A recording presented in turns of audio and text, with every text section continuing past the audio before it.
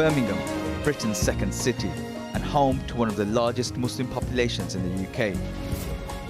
A community clustered in the poorest inner city neighbourhoods, and now feeling the consequences of global events. The last time I was here in Birmingham, Muslims in Britain were reacting to a range of issues, from the rise of the so-called Islamic State to allegations of extremists infiltrating schools. What I found was young men and women struggling to find acceptance in their own country. Since then, there's been 2 major attacks in Paris, UK anti-terror laws have been beefed up, and now Britain is bombing ISIS in Syria. So how has it all impacted on people here? I've come back to find out. In a local shisha bar in Nechells, a popular hangout for young guys, there's a sense of being under attack from politicians, the media and the wider public. David Cameron recently said, whoever doesn't vote for the war in Syria is an ISIS sympathizer. Yeah? So how can we express our feelings without being labelled terrorists? I personally think myself is the way that the Jewish community felt when Hitler was actually terrorising them. That's what the British are doing to Muslims within Britain. Come on guys, they're not putting you in concentration camps. No, they're not putting it, not yet. What you think? Is that what you think? It's getting close to that. There's a lot of other youngsters who feel this way as well. I mean, like I said, when I'm going on the train, I mean, I'm getting funny looks from people. Why is that? I mean, we've not caused no harm to any people, but it seems as though the people are watching the news, they're reading the newspapers, reading Facebook, and everybody's being brainwashed into thinking that a terrorist is a Muslim. This Islamophobic attack on a bus in London took place in October.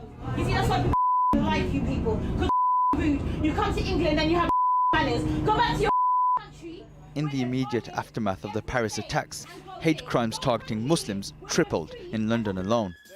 The Metropolitan Police specifically log Islamophobic incidents, but only in October did the government confirm that this will be done nationwide. One report says the majority of victims are women. I met a group of students at the University of Birmingham. Where do you think this hate and Islamophobia is coming from? I think the way in which news reports exploit and use these situations as a pretext to launch attacks on Muslims and perpetuate negative stereotypes. So, for example, The Sun claiming that 1 in 5 Muslims sympathise with ISIS. These things have tangible consequences. There was a girl in Birmingham New Street, like this was 7:30 in the morning, and she was attacked by a guy, like literally punched in the face just for wearing a hijab. And we shouldn't feel that way. We shouldn't have that threat. We shouldn't be scared to go out of our houses. Is that how you feel? Do you fear for your safety? Yeah, I fear for my safety. If we're around university at a late time, then we're having to travel in groups or with someone. Don't you think that there should be condemnation from the Muslim community when stuff like Paris happens? I think there's this expectation for Muslims to apologise for the actions of extremists and who are essentially un-Islamic despite what they might say. So I've heard people say that they've yet to hear Muslims condemn the attacks. So there exists this notion that we're somehow complicit and worse, responsible for terrorism. And as a Muslim, I can say that I don't condone any kind of massacre. As a humanitarian, I don't think there's any way you can logically defend murder, as many politicians do. But at the same time, I don't think I should apologise for their actions, because then there's this recognition that I'm somehow part of it, and I'm not.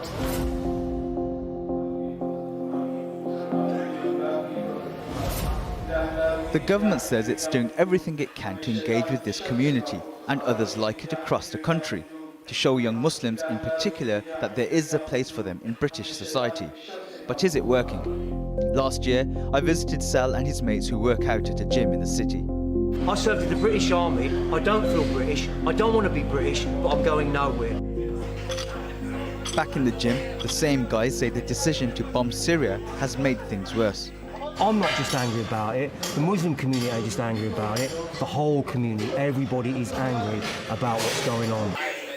The British foreign policy is now perfect propaganda for ISIS. If ever you wanted a recruitment mandate for ISIS, it's just British foreign policy. But do you think that the Muslim community is in denial? Because there's people from the UK that have gone to join ISIS.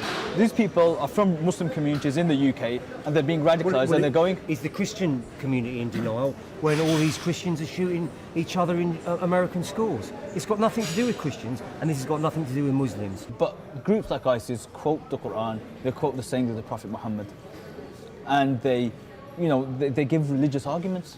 The Ku Klux Klan used to have crosses and sheets and talk about Christianity, but nobody ever turned around and says, let's blame all the Christian world for the Ku Klux Klan. They're marginalized, they're isolated, and they're called out for what they are, a bunch of extremists running around with hoods on. However, some here feel that Muslims in the UK are quite lucky, attracted by Britain's more tolerant multiculturalism, like Abdul Malik, who moved here from France. I mean, I've been here for over 10 years, and concerning my religion, I never had a problem. I've worked for different companies, for different people. I never had a problem with my religion. In France, if I would ask someone a place to pray, they may even refuse me to give. They may even refuse to give me a job. They would straight away tell me, you're not here, to pray and everything. And in here, we see it like, wow, they give us like extra rights compared to to what we actually expect. Even if Britain is more tolerant than other countries in Europe, some Muslims born and bred here feel the old prejudices are as strong as they've ever been. The way I basically see it is like this: a dog born in a stable is still a dog. Just because it's born in the stable, it doesn't make it a horse. Just the way us being born in this country doesn't make us English, doesn't make us white. We'll always be labelled as Muslims, as terrorists. Barely a week passes without politicians announcing more resources to tackle extremism and radicalisation. But there's little evidence their strategy is making a difference. In the battle for hearts and minds of young Muslims on the streets of our cities, it would seem that the government is losing.